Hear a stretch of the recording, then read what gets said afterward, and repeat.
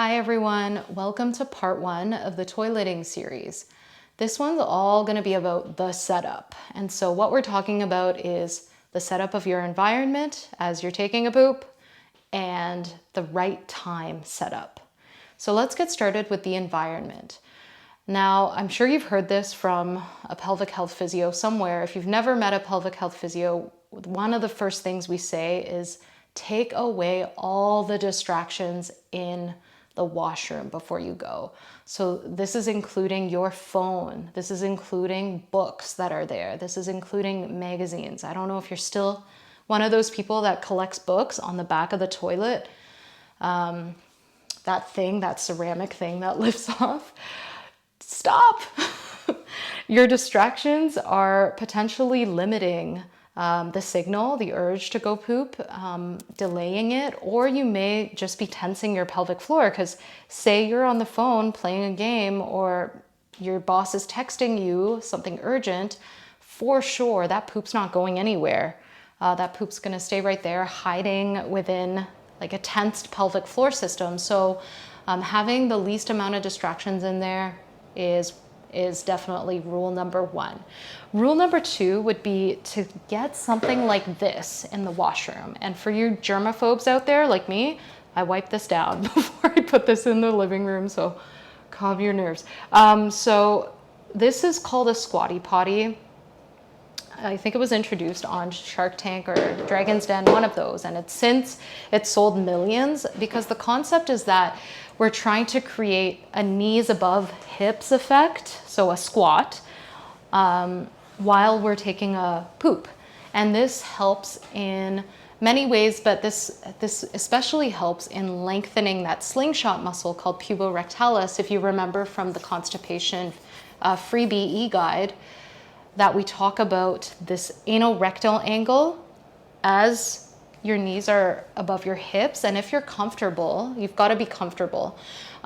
If you're comfortable in this position, then that anorectal angle becomes a little more straighter so that poop can just escape with gravity instead of seeing this complete kink as it's passing down the rectum. So making sure that your knees are above hips and that you're comfortable. So for example, let's say that this is creating a lot of hip tension, a lot of low back strain, then you may actually want to purchase a lower squatty potty or make one yourself with shoe boxes, with old books that you're never going to read again.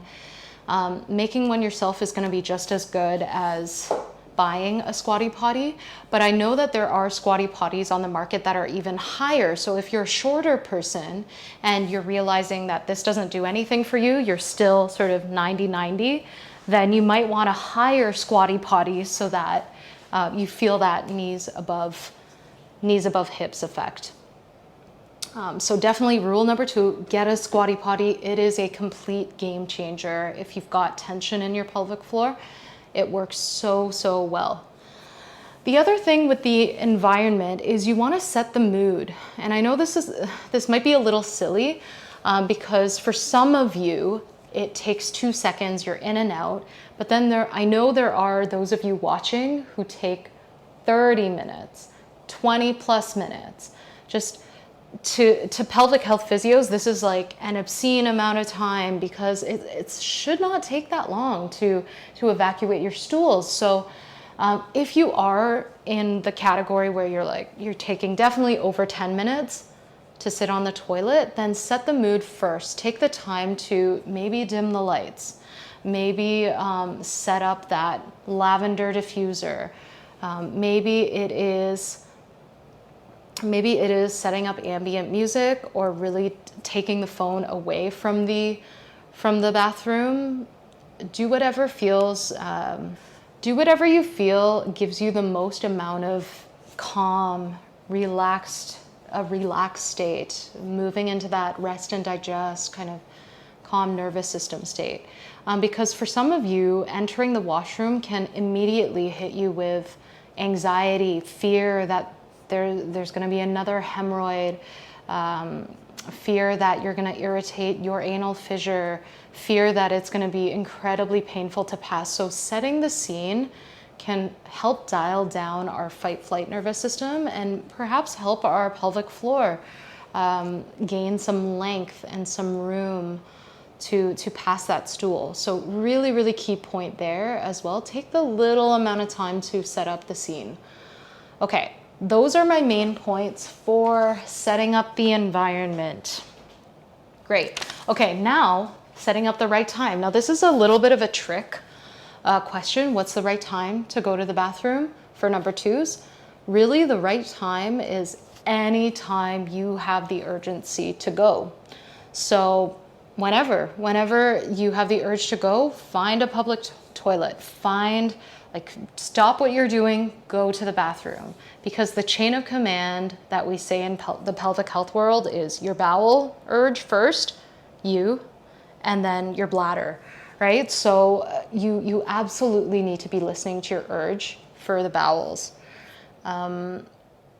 The other thing is that you can retrain something called a gastrocolic reflex. So we all have this innate reflex called the gastrocolic reflex.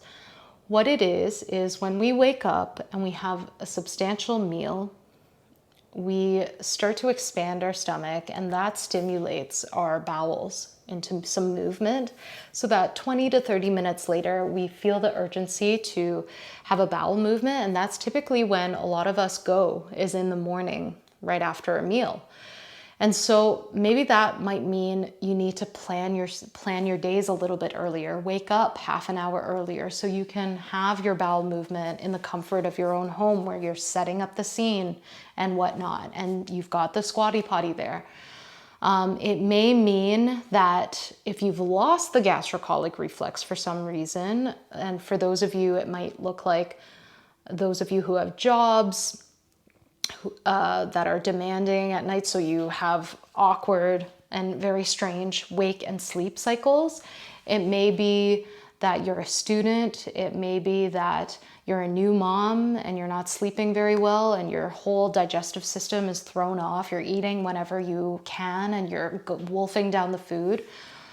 So if you're in that kind of a scenario, yes, you may want to wait a period until you can get into a rhythm and into a consistent rhythm for your eating patterns, sleeping patterns, hydration patterns.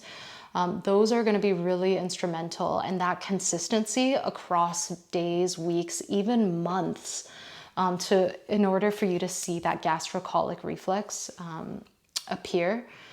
Yes, it may take time, it may take effort to try to have a meal in the morning if that's something you're not used to, and sit on the toilet for, let's say, 3 to 5 minutes, and then step off if nothing happens, and repeat again and repeat again. So it is something you can retrain to get back, but it does take work and effort. Okay, so those are the two main components of the timing. When is the right time? We hope you enjoyed the video, and we'll see you at the next one.